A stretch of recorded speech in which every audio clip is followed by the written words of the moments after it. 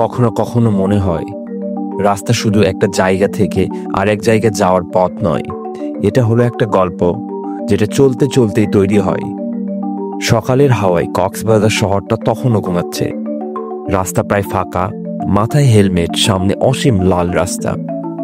মনে হচ্ছিল আজকের দিনটা একটু অন্যরকম হবে। গন্তব্য টেকনাফ।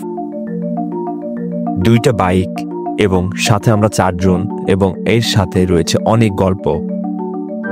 সমুদ্রের গন্ধ, রোদে ঝিকিমিকি করা রাস্তা, সব মিলিয়ে যেন পিওর একটা সিনেম্যাটিক ভাইব।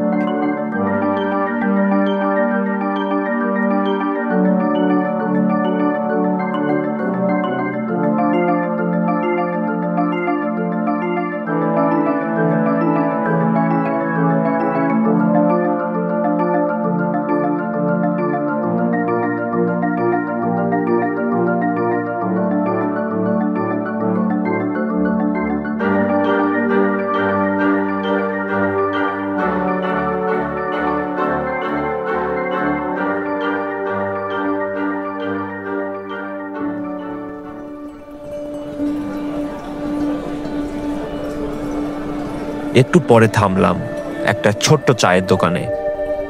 1 কাপ গরম চা, সামনের দিকে ধুলো মাখা বাইক, আর পাশে বসে কিছু লোকের হাসির গল্প। এই ছোট ছোট বিরতিগুলোই যেন যাত্রাকে আরো সুন্দর করে তোলে।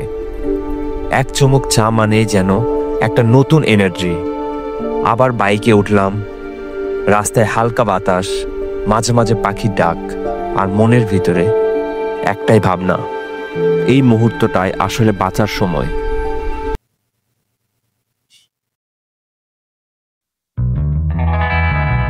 ধীরে ধীরে দৃশ্য বদলাতে লাগলো। পাহাড়ের ছায়া, নীল আকাশ আর সবুজের মিশ্রণ। কখনো সোজা, কখনো বাঁকা, কখনো উঁচু, আবার কখনো একদম নীরব রাস্তা। মাঝে মাঝে মনে হচ্ছিল এই পথটাই হয়তো গন্তব্য।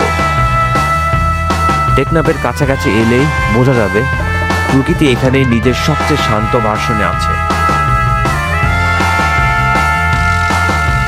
বহুবার কক্সবাজার আসা হয়েছে, কিন্তু এই রাস্তা দিয়ে ধীরে চলার মজা আগে কখনো পাইনি।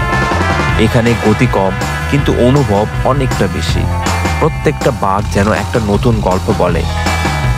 শেষমেশ পৌঁছালাম টেকনাফে। দূরে নাফ নদী, ওপারে মায়ানমারে পাহাড়।